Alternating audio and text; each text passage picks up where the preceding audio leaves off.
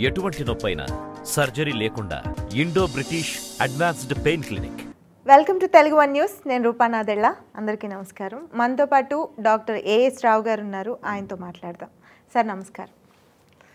Sir, ఆంధ్రప్రదేశ్లో జనసేన ఎన్నికల గుర్తుగా గ్లాస్ గుర్తును ప్రకటించిన సంగతి తెలిసిందే. నిన్నటి నుంచి ఆ గ్లాస్ గుర్తు పైన గందరగోళ పరిస్థితులు కనిపిస్తున్నాయి ఏపీలో. దాని గురించి వివరిస్తారా?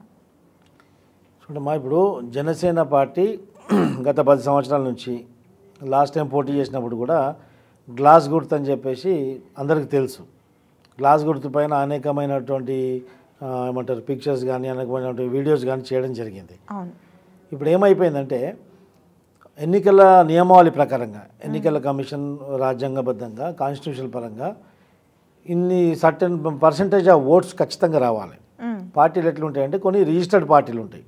ఇప్పుడు ఏదైనా మనం పార్టీ పెడితే రిజిస్టర్ చేసుకుంటాం. దాన్ని రికగ్నైజ్ పార్టీ కింద మారాలంటే ఈ రాష్ట్ర వ్యాప్తంగా ఏమంటారు ప్రాంతీయ పార్టీగా రికగ్నైజేషన్ రావాలంటే ఆ యొక్క రాష్ట్రంలో ఏ రాష్ట్రంలో ఎన్నికలు పోటీ చేస్తున్నామో దాంట్లో 6% ఓట్లు ఆ పార్టీకి రావాలా ఖచ్చితంగా. అప్పుడైతే ఆ పార్టీ రికగ్నైజ్ పార్టీ కింద అవుతుంది. ఆ గుర్తు అనేది అన్ని నియోజకవర్గాల్లో ఆ గుర్తు ఆ పార్టీకి పర్మనెంట్ అవుతుంది.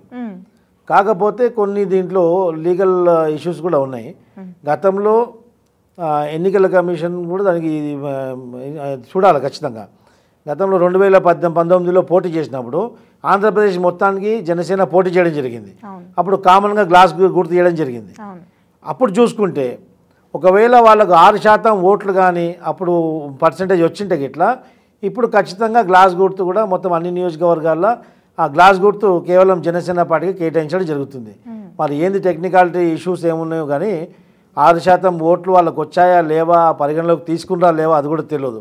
ఎందుకంటే గతంలో గెలిచినటువంటి ఒకే ఎమ్మెల్యే కూడా పార్టీ మారిపోయాడు కాబట్టి బహుశా దాన్ని దృష్టిలో పెట్టుకొని వచ్చే పర్సంటేజ్ ఓట్లు కౌంటింగ్ కాకపోవచ్చు.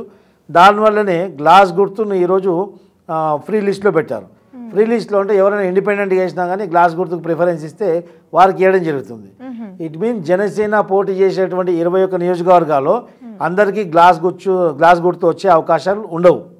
అలాంటి పరిస్థితి ఉంటుంది.